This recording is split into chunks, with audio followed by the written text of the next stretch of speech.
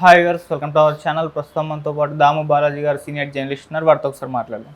Sir నమస్కారం. నమస్తే sir, Rajinikanth గారి ఆరోగ్య పరిస్థితి అంతేం బాగాలేదు, హాస్పిటల్లో కూడా అడ్మిట్ చేశారు, ఆయన పరిస్థితి కాస్త సీరియస్గా ఉంది అని చెప్పేసి వార్తలు అయితే వినిపిస్తున్నాయి. ఈవెన్ రజనీకాంత్ గారు ఫ్యాన్స్లో కూడా ఒక ఆందోళన అయితే వ్యక్తం అవడం చూస్తున్నాం సార్. మరి ఆయనకు అసలు ఏమైంది, ఆయన పరిస్థితి ఇప్పుడు ఏ విధంగా ఉంది? సో ఈ నేపథ్యంలో ఆయన సినిమా కూడా వేటాయి అని రాబోతుంది కదా, మరి ఆ సినిమా పరిస్థితి ఏంటి సార్?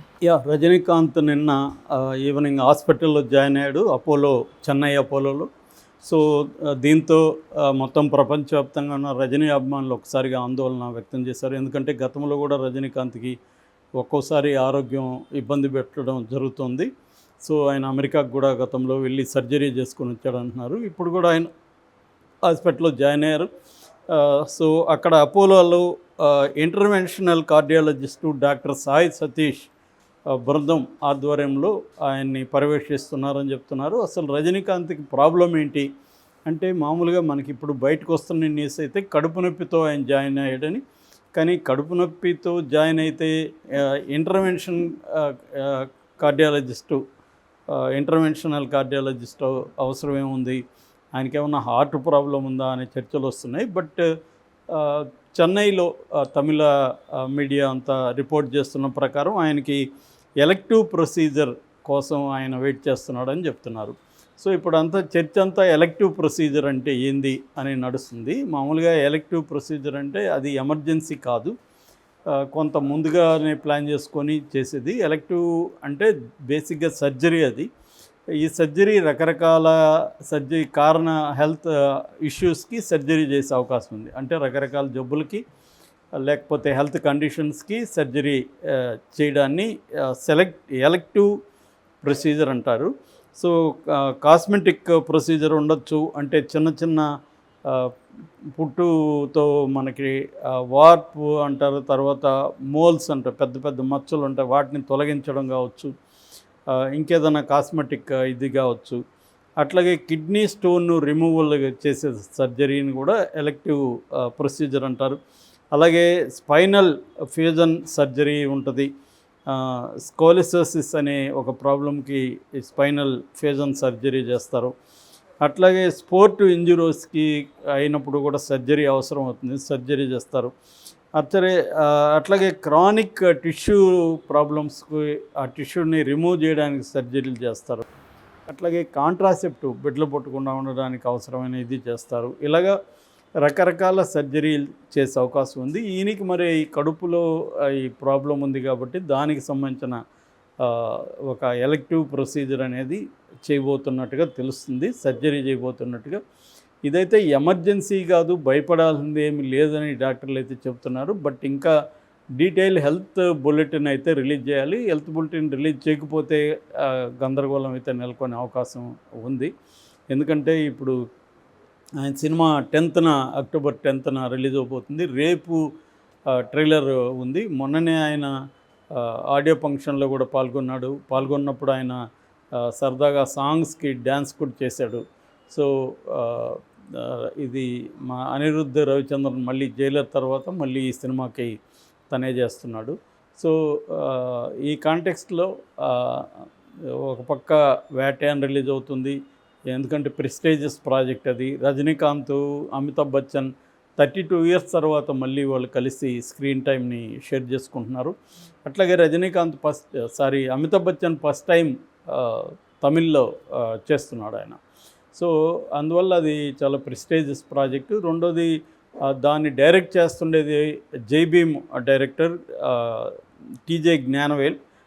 మనకు తెలుసు జై భీమ్ ఎంత పెద్ద హిట్ అయిందో, తెలుగులో కూడా బాగా ఆడింది అది, సూర్య సినిమా.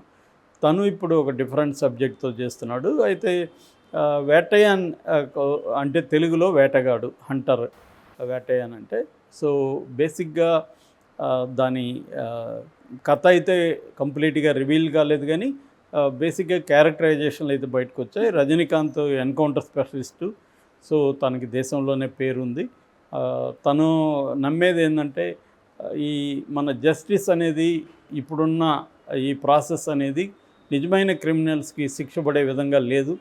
సో వాళ్ళు తప్పించుకోగలుగుతున్నారు, అందుకని వాళ్ళని చంపేయడమే కరెక్టు అని నమ్ముతాడు. సోషల్ జస్టిస్ జరగాలంటే ఒక దారుణమైన క్రైమ్స్ చేసే వాళ్ళని చంపేయాలి అనేది రజనీకాంత్ నమ్ముతాడు. దాన్ని అమితాబ్ బచ్చన్, అతను కూడా ఒక రిటైర్డ్ పోలీస్ ఆఫీసరు, సో అతను తీవ్రంగా వ్యతిరేకిస్తాడు. ఇది హీరోయిజం తప్ప ఇది న్యాయం జరిగే ప్రాసెస్ ఇది కాదని. సో మరోవైపు అసలు ఈ క్రిమినల్స్ ఎవరు, వాళ్ళు ఎందుకు అలా చేస్తుంటారు, వాళ్ళ లైవ్స్ ఏమిటి, వాళ్ళ సామాజిక పరిస్థితులు ఏంటి, వాళ్ళ వెనకున్న శక్తులు ఏంటి, ఇవన్నీ కూడా మనకి స్క్రీన్ మీద తీసుకొస్తున్నారు. అంటే బేసిక్గా ఎన్కౌంటర్లో ఉండే ఎథికల్ ప్రాబ్లమ్స్ ని అంటే షార్ట్ కట్లో లేపేయడం అనేది ఎన్కౌంటర్. బేసిక్గా ఎన్కౌంటర్ అంటేనే ఏంటి, న్యాయ వ్యవస్థ, కాన్స్టిట్యూషన్ వీటిని ఫాలో గారు వీళ్ళే. నిజానికి వాటిని కాన్స్టిట్యూషన్ని, చట్టాన్ని అమలు చేయాల్సింది ఎవరు, రక్షించాల్సి ఎవరు అంటే పోలీస్ వ్యవస్థ. కానీ వాళ్ళే ఫాలో కాకుండా వాళ్ళే చంపేయడం జరుగుతుంది. మనకి చూసాము, యోగి ఇదే పని చేస్తున్నాడు. ఆయన విపరీతంగా ఎన్కౌంటర్లో బాబాగా ఆడ పిలుస్తారు ఆయన్ని, విపరీతంగా ఆయన క్రిమినల్స్ పేరుతో చంపేయడం. నిజంగా నీకు అంత వ్యవహారం, నీకు అంత సీరియస్గా వాళ్ళని శిక్షించాలనుకుంటే సపరేట్ కోర్టులు పెట్టచ్చు, పోలీస్ స్టేషన్లు సపరేట్ పెట్టచ్చు, వేగంగా జస్టిస్ జరిగే విధంగా చేయొచ్చు. అది వదిలేసి ఆయన చట్టాన్ని తన చేతిలోకి తీసుకొని రాజ్యాంగాన్ని గౌరవించకుండా ఎవరినంటే వాళ్ళని చంపేయడం, అదేమన్నంటే ఎదురు కాల్పులు జరిగాయని చెప్పడం, ఇటువంటివి జరుగుతుంది. ఈ సమస్యని జ్ఞానవేల్ ఎఫెక్టివ్గా చర్చించాడని చెప్తున్నారు. అందువల్ల వీళ్ళిద్దరి మధ్య టగ్ ఆఫ్ వార్ లాంటిది ఉంటుంది, రజనీకాంత్ అండ్ అమితాబ్ బచ్చన్ ఇద్దరి మధ్య. సో ఇది వేటయాన్ బేసిక్గా. అందుకని ఎక్స్పెక్టేషన్స్ అయితే హైగా ఉన్నాయి దానికి సంబంధించి. రేపు ట్రైలర్లో మనకి ఇంకొంత కథ రివీల్ అయ్యే అవకాశం ఉంది. ఇప్పటివరకు ఏంటంటే ఈ టీజర్ కానీ గ్లిమ్స్ కానీ ఇవన్నీ వచ్చాయి. దాని ద్వారా కొంతమంది గ్రహిస్తున్న సబ్జెక్ట్ అయితే ఇది బేసిక్గా. సో ఇది ఎందుకంటే రజనీకాంత్కి ఇప్పుడు 73 ఏళ్ళు. ఇప్పటికి కూడా ఆయన మనం ఆ టీజర్లో చూస్తుంటే వేటయాన్లో చాలా యాక్టివ్గా, చాలా యంగ్గా కూడా కనిపిస్తున్నాడు. స్పీజీ వర్క్ అయితే ఖచ్చితంగా ఉంటుంది. కానీ దాంతోపాటు రజనీకాంత్ ఆయన సిగ్నేచర్ స్టైల్ అంతా కూడా దాంట్లో క్లియర్గా కనిపిస్తుంది. సో ఆయన డైనమిజం అదంతా జైలర్లో కూడా మనం చూసాం. సో ఆ తర్వాత ఈ మధ్య వచ్చిన లాల్ సలాం అయితే ఫ్లాప్ అయింది. ఆ లాల్ సలాంలో ఈయన మెయిన్ రోల్ కాదు కానీ ఒక ఎక్స్టెన్సివ్ రోల్ అని చెప్పొచ్చు. అది ఫ్లాప్ అయిన తర్వాత దీని మీద ఎక్కువ అభిమానులంతా కూడా ఆశలు పెట్టుకున్నట్టుగా మనకు కనబడుతుంది. అంటే ఒక రజనీకాంత్ స్టైల్ని మెయింటైన్ చేస్తూనే ఒక డిఫరెంట్ అప్రోచ్తో జ్ఞానవేల్ దీన్ని తీసుకెళ్ళినట్టుగా, ప్రజెంట్ సమాజాన్ని రిఫ్లెక్ట్ చేసే విధంగా ఉన్నట్టుగా మనకు కనబడుతుంది. సో ఈ కాంటెక్స్లో రజనీకాంత్ హెల్త్ ఇష్యూ అనేది ఇప్పుడు మేజర్ కన్సర్న్ అయింది. ఎందుకంటే అది కూడా బిగ్ బడ్జెట్ సినిమా, దాదాపు 300 కోట్లు లైకా ప్రొడక్షన్స్ వాళ్ళు చేశారు. అందులో మన రానా, ఫహద్ ఫాజిల్, మంజు వారియర్ ఇలాంటి వాళ్ళు కూడా యాక్ట్ చేస్తున్నారు దాంట్లో. సో రానా కూడా ఒక ఇంపార్టెంట్ పోలీస్ పాత్ర చేస్తున్నట్టు తెలుస్తుంది. అంటే రజనీకాంత్ తన తప్పు తెలుసుకోవడం, తను మారడం అనే కాన్సెప్ట్కి రానా క్యారెక్టర్ ప్రేరణ అని చెప్తున్నారు. సో ఆ తర్వాత రజనీకాంత్ను కూడా అమితాబ్ బచ్చన్ అరెస్ట్ చేస్తారు తన చేసిన క్రైమ్స్ని అని. సో ఇది బేసిక్గా ఉంది. సో ఇప్పుడు 73 ఏళ్ళ కాబట్టి ఆయనకి హెల్త్ ఇష్యూ ఎలా ఉంది. మామూలుగా అయితే రజనీకాంత్ మనకు తెలుసు, ఆయన యోగా చేయడం, మెడిటేషన్ చేయడం, అప్పుడప్పుడు హిమాలయాలకు వెళ్ళిపోయి అక్కడ ఆయనకి ఆశ్రమం ఉంది, ఆ ఆశ్రమంలో గడిపేసి రావడం, అనామకుల్లాగా అందరిలాగా మామూలు మనుషులాగా క్యూలో నిలబడి ఫుడ్ వేసుకొని మామూలు మనుషులాగా ఆయన ఉంటాడు. ఆయన ఆహారం కూడా ఆయన ఏమీ మేకప్లు కానీ విగ్ కానీ ఏమీ పెట్టుకోడు, బయట వెరీ మామూలు ఆర్డినరీగానే ఉంటాడు. స్క్రీన్లోకి వచ్చేసరికి ఆ ట్రాన్స్ఫర్మేషన్ వేరే ఉంటుంది. సో ఈ యాంగిల్లో ఇప్పుడు అపోలో చేరడం అనేది చాలా సంచలనంగా మారింది.